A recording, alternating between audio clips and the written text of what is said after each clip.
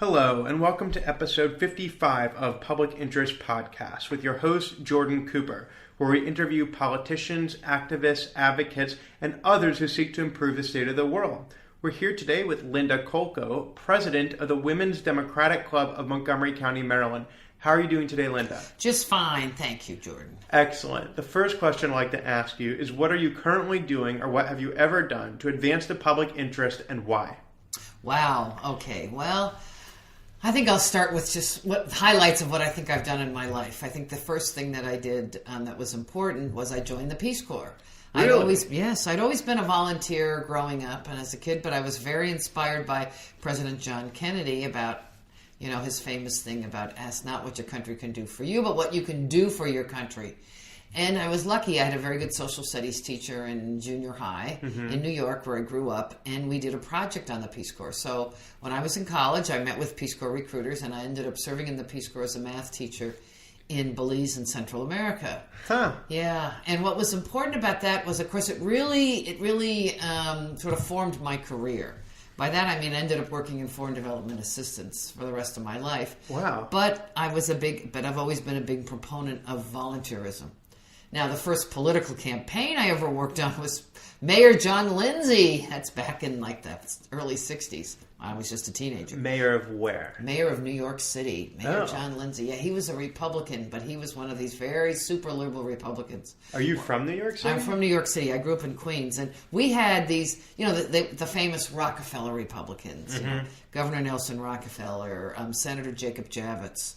So we had some very moderate Republicans. It was a very different Republican Party than what we have today. Interesting. But I would say, I think a lot of what I've done is, a lot of it was then, of course, after serving in the Peace Corps, I ended up working for Peace Corps as a recruiter for Peace Corps in Vista, and then had various positions within Peace Corps, and then I worked at FEMA, and then I also worked at the Inter-American Foundation. FEMA being the Federal Emergency Management Agency. And I was helping with the training of what they say natural hazards. In other words, hurricane and earthquake training, things like that for the emergency management officials from various states that would come. And, we would be the ones that would be giving out the aid after these events. So we would just, I helped organize training programs for that. So inspiration, investment in aid internationally, and then some domestic investment. And some domestic, yeah. So what is it in particular about John F. Kennedy's request that was so inspiring to you? Because,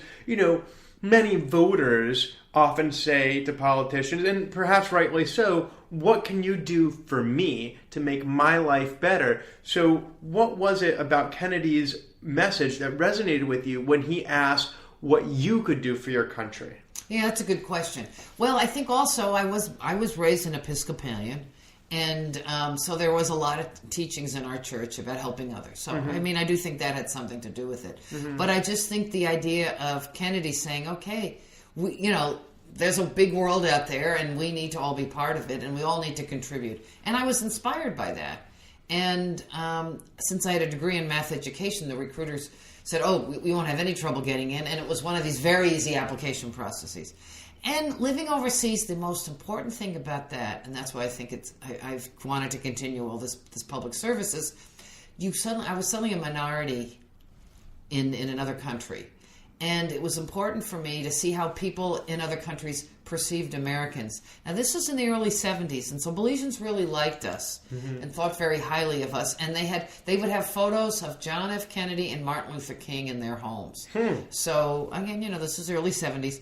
And then, of course, coming back to my country, and there was a bit of an adjustment, of course, because I'd been living in a much smaller place, and all of a sudden you're back here, so many choices, and all that, much more fast-paced, obviously, in New York. But that whole thing about, I need to explain to people what it's like in other countries. People need to understand how different it is, and how good we have it in this country. Right. But I don't want to forget that we're all global citizens, and I think it's important that we help other people. And so I was, initially got back, I was involved working and whatever, but I always did some volunteer work. And as I've been able to, I've done, always continue to do volunteer work. Before we transition from the Peace Corps volunteer experience, you mentioned that you experienced what it felt like to be a minority. Yes. Now, there are many different demographic groups in the United States today that would describe themselves as minorities. How did your experience in Belize as a minority, and please define what that meant to you, Sure. How did that experience inform the way you view minorities' experiences currently in America? Well, it was interesting for me. Like, I walked into my classroom and I was the only Caucasian person in the classroom. And I was a little like, whoa. But on the other hand, the kids were frightened of me because I was the only white person in the classroom. So, and as I got to know them and I got to know my fellow teachers, and it was a mix of this would be Afro-Belizeans and also Latino-Belizeans. And so I got to know them. They were my colleagues, and and of course, I think one of the best things about working in the federal government is you work with a diverse population. And that experience was okay. What's it like to be the only person of your race somewhere? What did it feel like? Well, it was, I luckily being from, I wasn't really afraid, and people were very friendly. But of course, the other thing with Peace Corps is what we forget. And I was Peace Corps staff overseas, and I'd have to remind the volunteers of this. We're special because they knew we came to their countries to help them. Yeah. And we were paid what a middle-class person would make, so we lived okay. And so we were a little extra special, and we were treated special. Not always the way minorities or immigrants are treated in this country.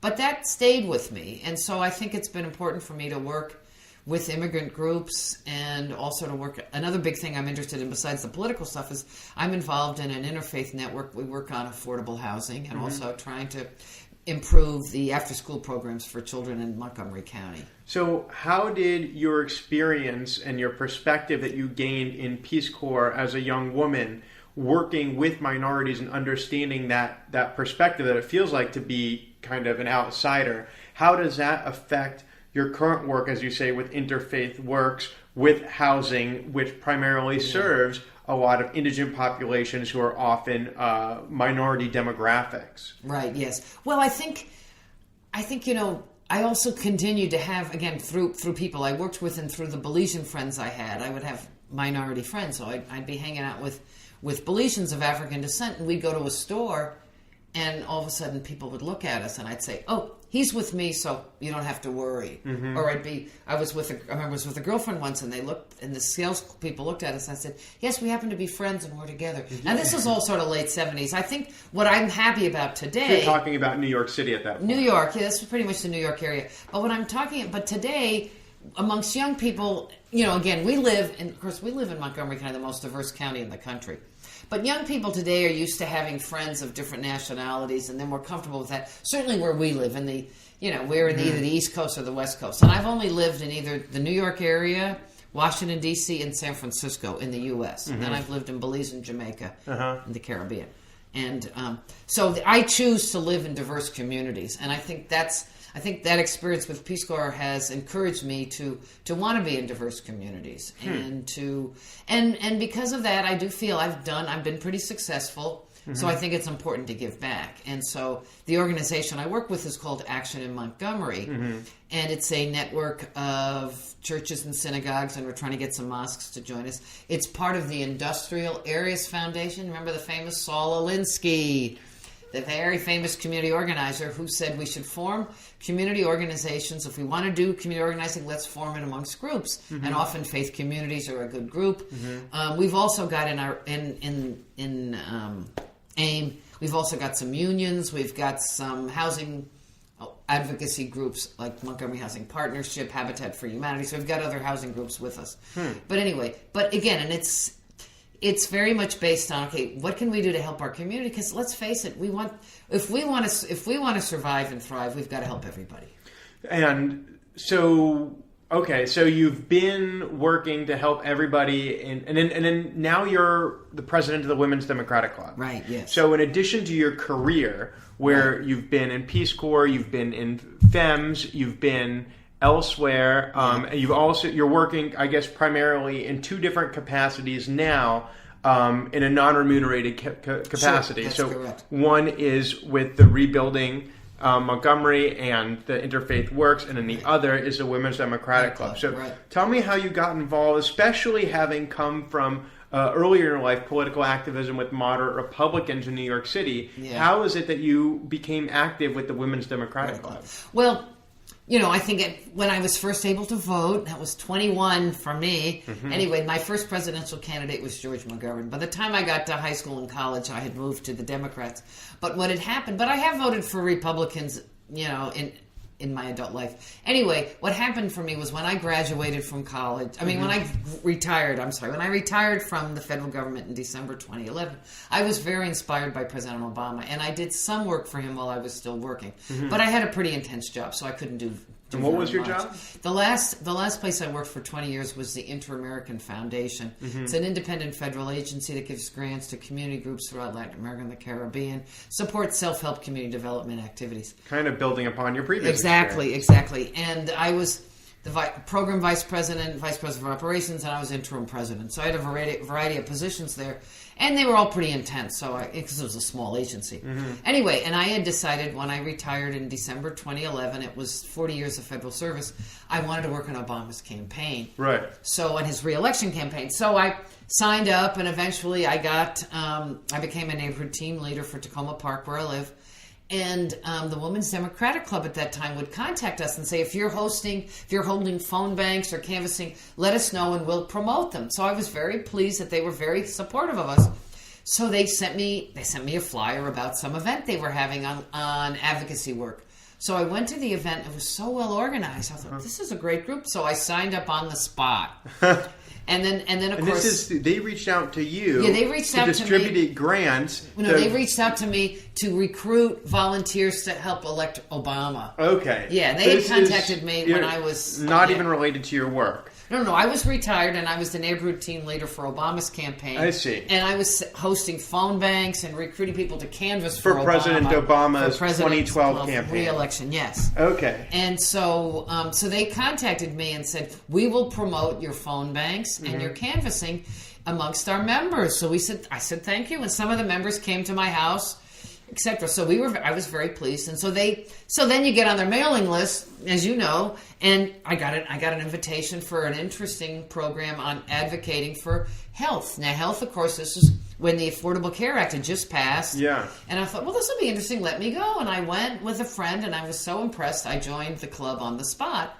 So you didn't have kind of a prior vision of how you would get involved to eventually lead this organization. No, not at all. You felt like you were retired, you were inspired by Obama, and you thought, let me just help him a bit. Then some other group found out about it, offered to help promote it. Right. You accepted their help, and then gradually you began volunteering for them after his campaign, and you just got more and more involved. Well, what happens with volunteering, and this is for those of you that are retired, and you had big careers, you go, oh, well, I got plenty of energy.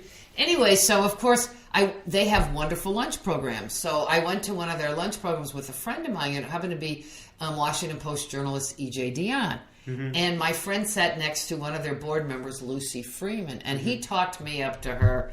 So about a couple of weeks later, she called me up and asked me to be on the board. And I had just joined the organization. I said, but I just joined. I said, yeah, but why not? And you'll just be organizing a couple of forums for us. And this was the year of the gubernatorial. This was 2014. 2014. So it was the gubernatorial race. So I think I joined in 2013, and then the spring was going to be the gubernatorial races, so the primary. So we had a Democratic primary forum for the governors and also for county executive. So I helped organize those forums, and then before you know it, they said, well, you're doing such a great job. We want to make you the first vice president, and that means you're the next president. And ego got the better of me, and I was so flattered. I said, sure, I can do this. Well, it's very rewarding, but it's a lot of work. I mean, I just want to say that it's a lot of work because it's quite a club. I mean, that we have close to 400 members. It's very active. We put on fascinating lunch programs pretty much every month. We just had Democratic pollster Fred Yang, and he was just terrific. We were thinking, of course, this was just Friday. We were thinking it was going to be a victory march and talk about how well we did in the election. And as you know, we did not do well. Hillary lost. Well, did not do well in the presidential race. presidential, we did very well in the Maryland state. You're absolutely right. And our club, I'm very proud to say, is many of our members hosted phone banks for Hillary, but we also hosted phone banks for Chris Van Hollen and Jamie Raskin and John Delaney and John Sarbanes. We canvassed for our Maryland team, and we canvassed for Hillary.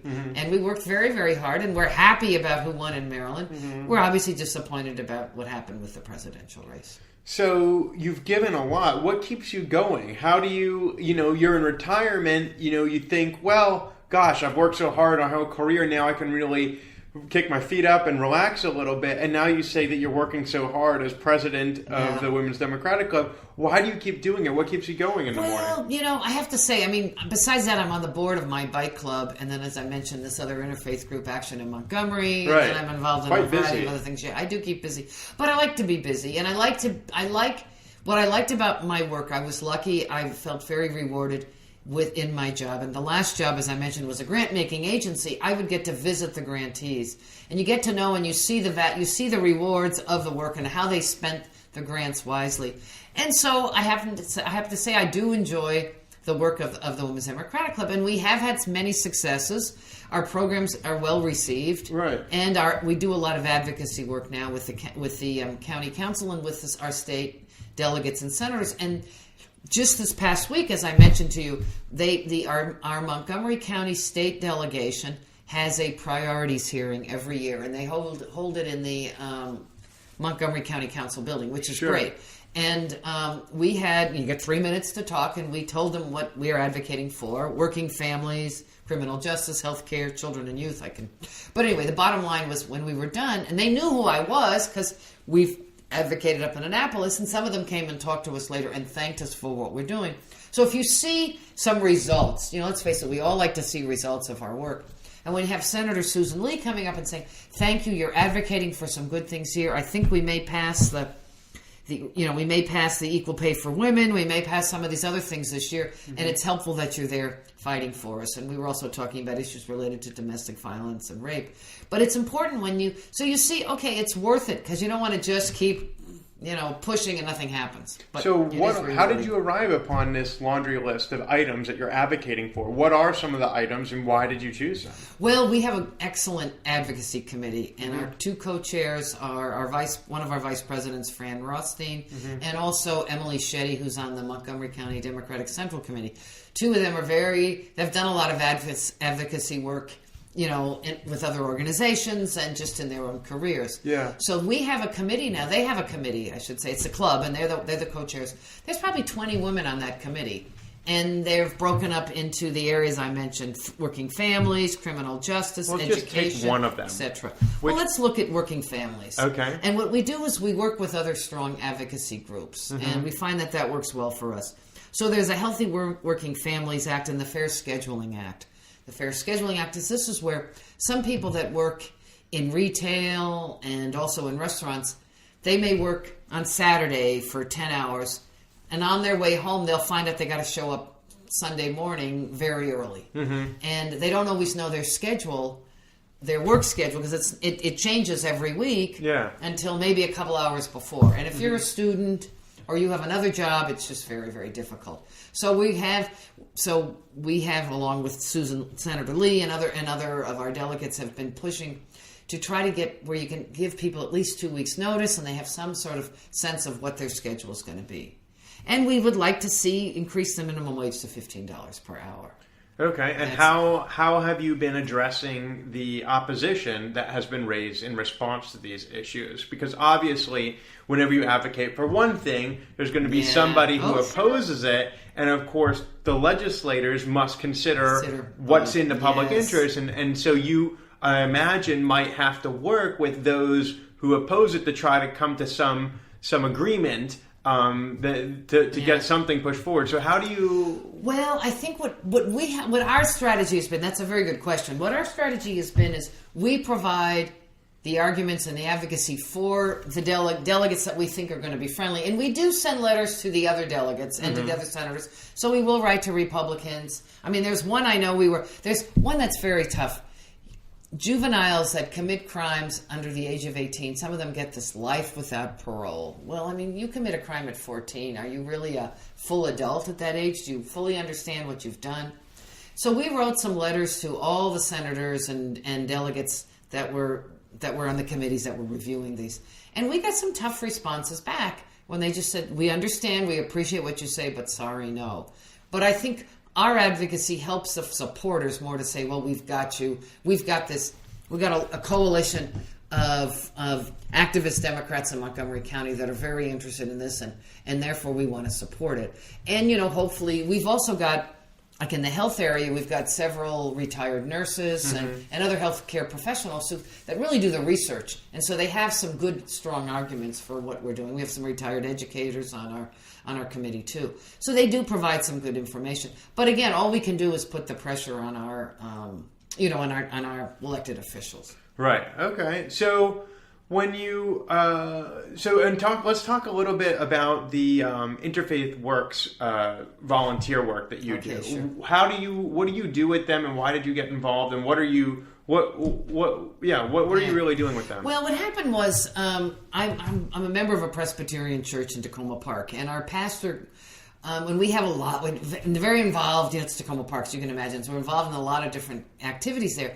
But the pastor decided to join this action in Montgomery. They provide excellent community organizing training, and they are a strong group. So I ended up going to a couple of the meetings, and they have some very good organizers there. And then you meet people from other churches and synagogues, and together they are a believer in let's not be combative with the politicians. Let's find the champions. So you live in Bethesda, so I'm sure you know a lot about the West Bard and all the controversy there. For our listeners, West Bard is a residential area where there are development plans for a mixed use development. Yes, thank you. And anyway, we of course wanted to promote as much affordable housing as possible. Our county is very progressive. Our county, any new development has to have, I think it's like close to 13%. I'll just say approximately 13% of the buildings have to have what they call moderately priced dwelling units. 12.5%. It's like 12.6 or something. Yeah. Okay, thank you. You have the exact number. I was rounding up. Yeah. Okay, great. So anyway, but we are in a very desirable area, and of course you can appreciate the developers. They want to, and I understand they want to get as much as they can. So this is something that we want to make sure we get at least the 12.5%, if possible, even more for affordable housing. Right. And so one of the county council members, Roger Berliner, for example, was really working hard to come up with an alternative to some of the various plans for West Bard that eventually got passed by the county council. Right. So we felt he was an ally. We felt he was someone that tried his best to come up with something that had finally passed. So we wanted to show him our support. We've gone and had meetings with him to just thank him, which I think is great that we even just do that. We had what I found was interesting. We had a meeting with all the candidates for county executive. This was in 2014. So and this is the Interfaith Works. Yeah, this is actually in Montgomery. So we had the Republican candidate, and then of course we had Ike Leggett and Doug Duncan and Phil Andrews. Now, Doug, and just for our listeners, those are current, former county executives who are running for county executive, and then a county council member running for county executive. Thank you. And then a Republican who I don't know. I don't know what his background was. Jim Shallot, I think his name is. I don't remember. Anyway, now what was interesting, for one of the things I found so interesting was we had 400 people in this church, and it was a very diverse group of people. And so we made presentations and this and that.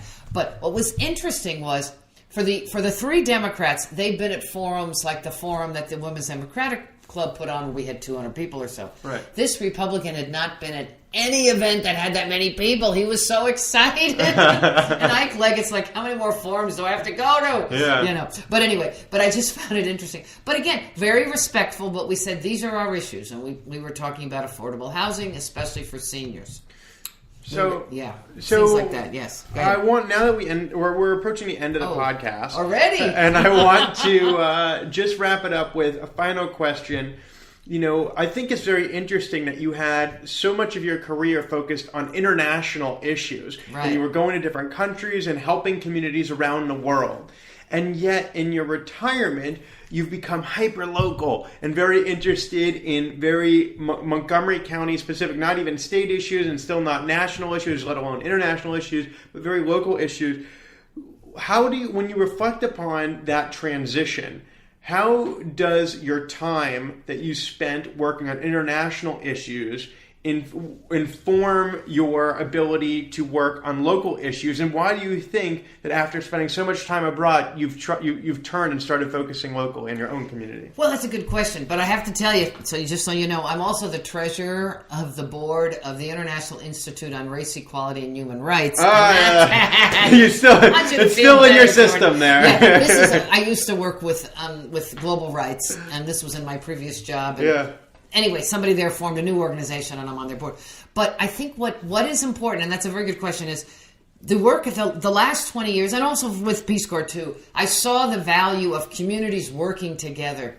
And so when I came home, I wanted to learn more about community organizing, and I think the most important way we can truly contribute is locally. Mm-hmm. I mean, the international is important, and I'm excited about still having an international connection. Mm-hmm. And I belong to a public policy group called the Inter-American Dialogue, so I still stay engaged with what's going on in Latin America and the Caribbean. But I do think it's important that because we can have the most impact and influence in our local communities. So that's why I do that. But I like to be busy and feel I'm making a contribution. So for Linda Kolko, she has made contributions around the world throughout her life, but at the end of the day, making contributions and expending effort is most well validated by seeing results. And results are most directly seen, and there is a most direct correlation between effort and impact on the local level. So after having spent so much time trying to, in a more distant, removed way, help improve communities around the world, she's found that it is quite rewarding to have a direct impact on her own community and being involved in a local capacity. So thank you so much for joining us on episode 55 of Public Interest Podcast with your host, Jordan Cooper, where we interview politicians, activists, advocates, and others who seek to improve the state of the world. Thank you so much for joining us, and we'll talk to you next time.